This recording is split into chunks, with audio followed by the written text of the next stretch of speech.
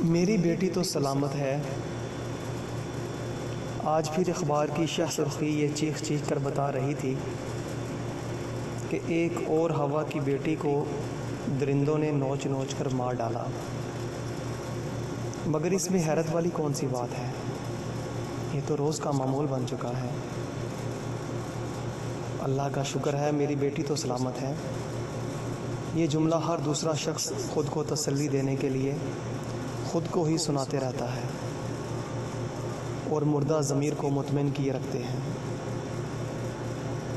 خود غرضی کی انتہا یہاں آ کر ختم ہو جاتی ہے جب ہم فقط اپنی ذات کو لے کر یہ گمان کرتے ہیں کہ اللہ کا شکر ہے میری بیٹی تو سلامت ہے، میرا بیٹا تو محفوظ ہے۔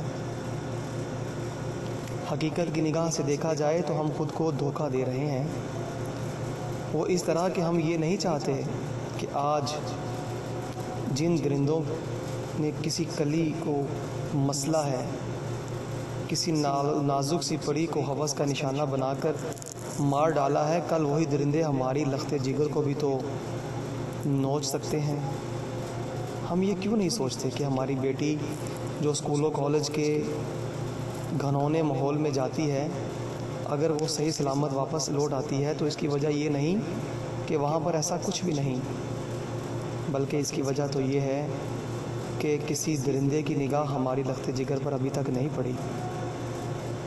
ہم یہ کیوں نہیں سوچتے کہ ہم جہاں اپنی لخت جگر کو بیچتے ہیں وہ ایک گھنا جنگل ہے جہاں ہر طرف درندے اور بھیڑیے گھوم رہے ہیں، گدے جو ہیں وہ آسمان پر منڈلا رہی ہیں اور اسی طاق میں ہیں کہ ان کو کب موقع ملتا ہے اور اپنی ہوس بجھانے کا، اور اسی فکر میں ہیں کہ ان کی باری کب آتی ہے۔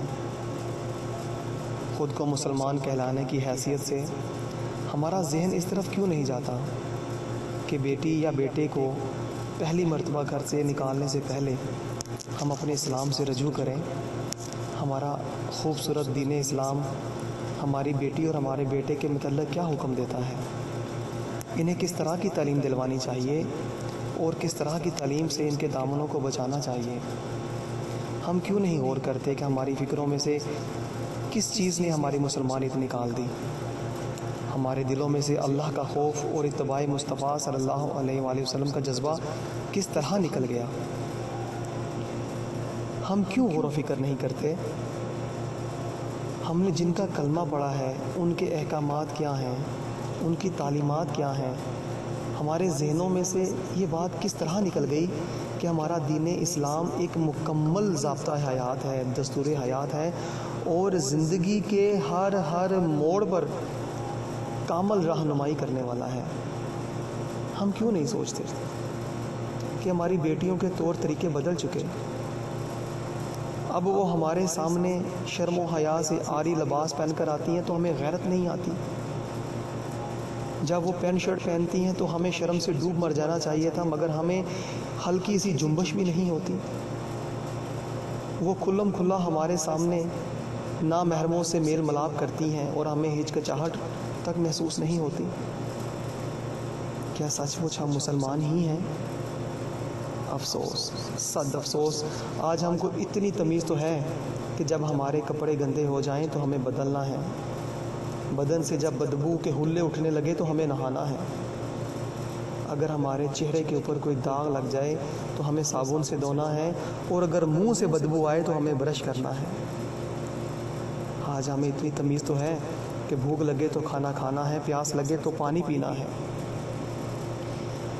الغرض اپنی ذات کو لے کر ہر شے کے متعلق کیا کرنا ہے کیا نہیں کرنا ہمیں سب علم ہے، مگر افسوس، صد افسوس، نہیں علم تو یہ نہیں علم کہ اللہ اور اللہ کے پیارے نبی صلی اللہ علیہ وآلہ وسلم کی رضا کیا ہے، اللہ اور اللہ کے پیارے نبی صلی اللہ علیہ وآلہ وسلم ہم سے کیا چاہتے ہیں، اللہ اور اللہ کے رسول صلی اللہ علیہ وآلہ وسلم کی تعلیمات کیا ہیں، احکامات کیا ہیں، ہمیں کچھ نہیں پتہ۔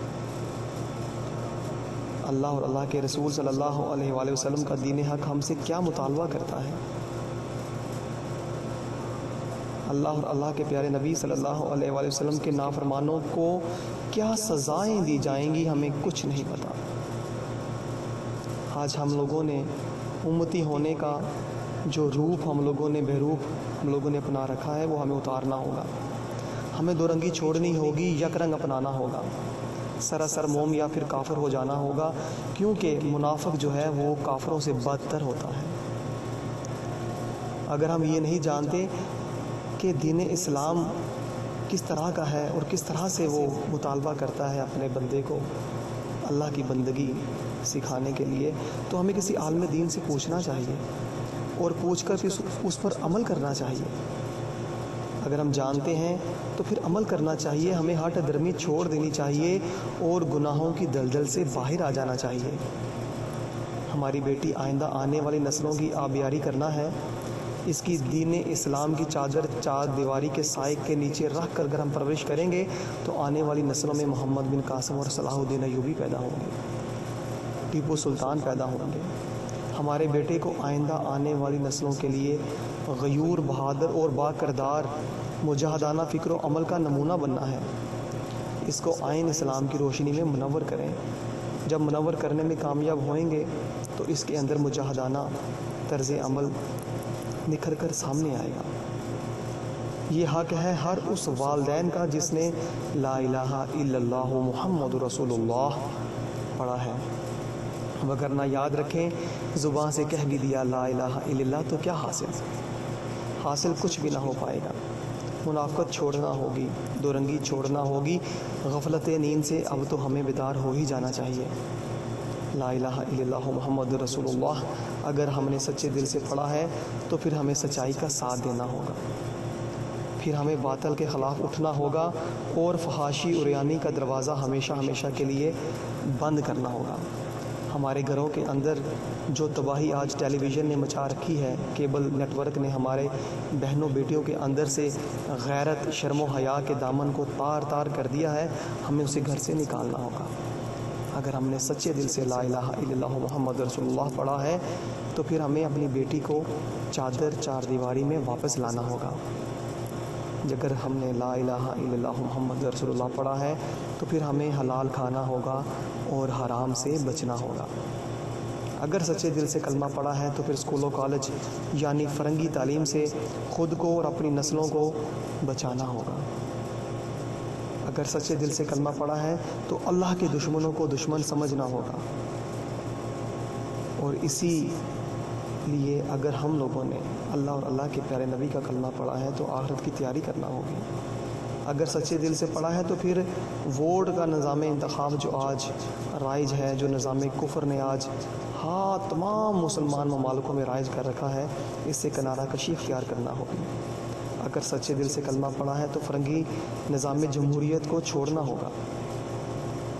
لا الہ الا اللہ محمد رسول اللہ اگر سچے دل سے پڑھا ہے تو پھر جابر سلطان کو کلمہ حق کہنے کی اپنے اندر طاقت پیدا کرنی ہوگی. احکام خدا کو نافذ کرنے کے لیے ہر ممکن ہر شخص کو کوشش کرنا ہوگی. اگر ہم نے سچے دل سے لا الہ الا اللہ محمد رسول اللہ پڑھا ہے تو پھر ہمیں اپنی بیٹی کو شرعی پردے میں ڈھانپنا ہوگا.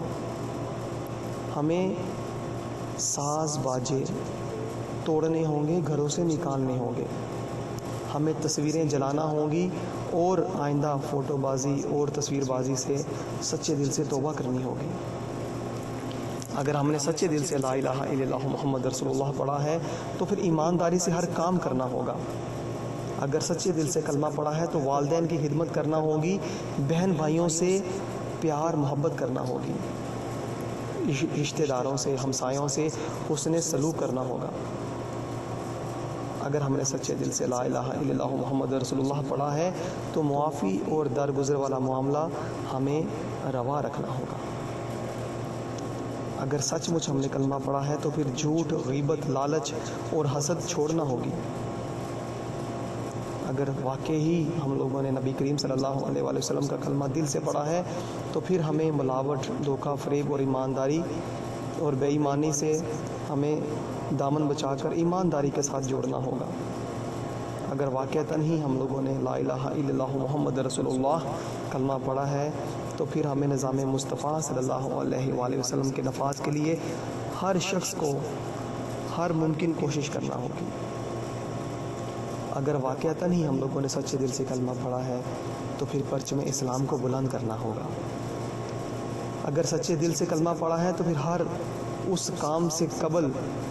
ہر کام سے پہلے ہمیں شریعت مصطفیٰ صلی اللہ علیہ وآلہ وسلم سے رہنمائی لینا ہوگی۔